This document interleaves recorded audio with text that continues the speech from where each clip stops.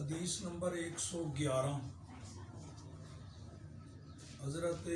ابو سعید خدری رضی اللہ تعالی عنہ روایت فرما رہے ہیں۔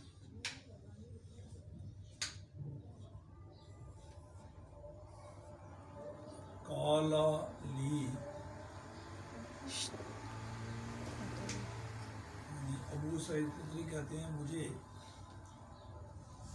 یہ حضرت عبد الرحمن بن ابی ساسا کہتے ہیں مجھے ابو سعید خدری نے کہا،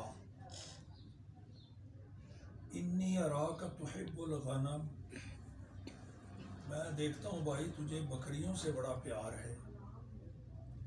بس تو ان کی پرورش کرتا ہے، ان میں لگا رہتا ہے اور ان کے کھانے پینے گھاس پھوس کا انتظام کرتا ہے۔ فإنی سمعت النبی صلی اللہ علیہ وسلم، میں نے تو نبی پاک صلی اللہ علیہ وسلم کو یہ فرماتے ہوئے سنا ہے، یاتی علی الناس زمان، لوگوں پر ایک ایسا زمانہ آئے گا کہ اس میں بکریاں جو ہیں